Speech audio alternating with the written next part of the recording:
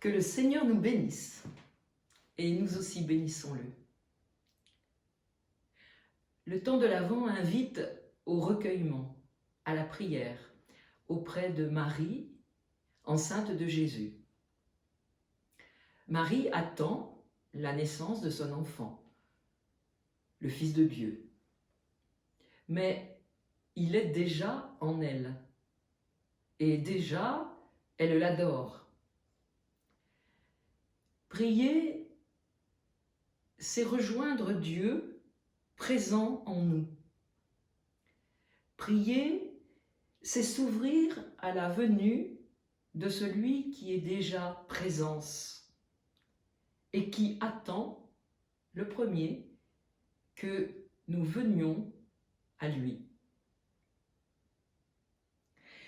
Pendant ces 4 semaines de l'Avent, nous vous proposons d'approfondir ce fondement de toutes les autres prières qu'est l'adoration. Un premier aspect de l'adoration.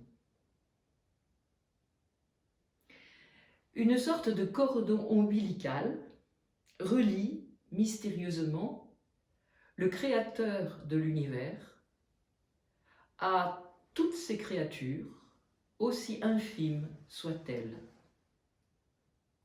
Par ce mystérieux cordon ombilical, le Créateur demeure en elles, il les maintient dans l'existence et elles demeurent en lui. Les Hébreux contemplaient Dieu comme Père et Mère à la fois. Ils le disaient matriciel, un Dieu qui aurait des entrailles, une matrice, comme la femme. Il le contemplait comme un Dieu, comme un être qui portait dans ses entrailles, créatrice de vie, donatrice de vie, toutes les créatures, et particulièrement les hommes. Saint Jean, d'ailleurs, dit du Christ lui-même qu'il demeure dans le sein du Père. Ce Dieu matriciel, coûte que coûte miséricordieux, ne veut que notre vie, la vie de ces créatures. Et de ce fait, leur union avec lui, le grand vivant, lui en elle et elle en Dieu. Dieu s'est ancré en nous pour nous ancrer en lui. Le propre du péché de l'homme, c'est d'oublier, de mépriser, de stériliser de ce fait ce mystérieux cordon ombilical. Alors que seul, il peut vitaliser, alimenter, éclairer, inspirer et accomplir toutes les dimensions de notre personne humaine, de notre destinée terrestre et éternelle. Adorer, au contraire, c'est se souvenir par la foi de cette alliance existentielle qui relie le Créateur à sa créature. C'est reconnaître, c'est la reconnaître, cette alliance, avec l'intelligence réaliste de l'humilité. Adorer, en quelque sorte, c'est réactiver cette relation vitale, salvifique. C'est laisser passer par ce lien, dans la foi, le fleuve divin de lumière et d'amour, de vie et de sagesse. Adorer, c'est se libérer des idoles et d'abord de soi-même, mais aussi des dépendances mauvaises, de la peur, des peurs, de l'angoisse, de sa volonté propre.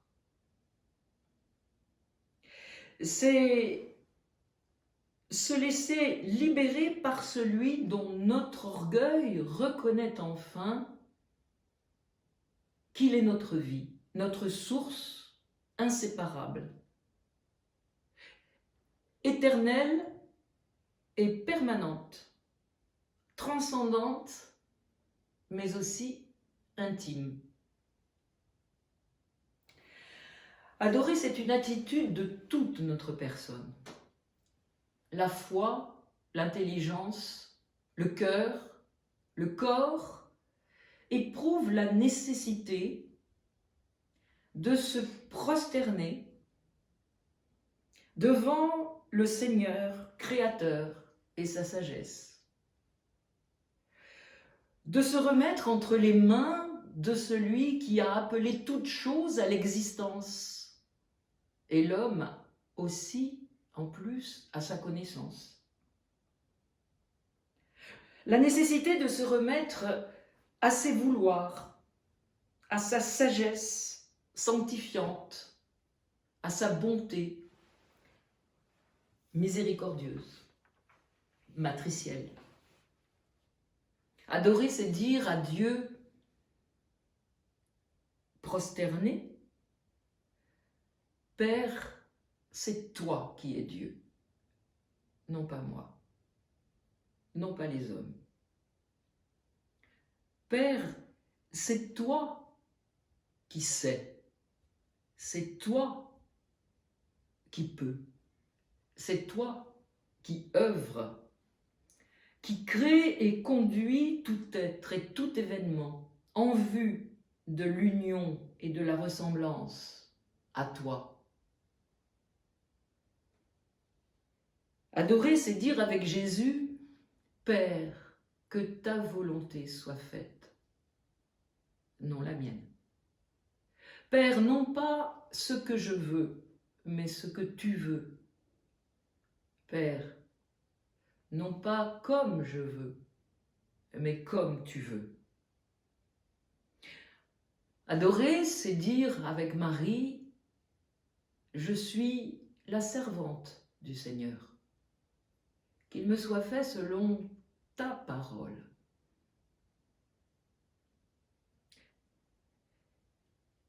C'est quand il adore le Dieu créateur que l'être humain connaît la plus grande paix possible. Dans l'adoration de Dieu, les juifs, les musulmans et les chrétiens trouvent une grande communion entre eux. Adorer le Créateur, c'est sans aucun doute l'acte le plus intelligent et le plus sage de la fragile créature humaine. Si vous le voulez, à la semaine prochaine.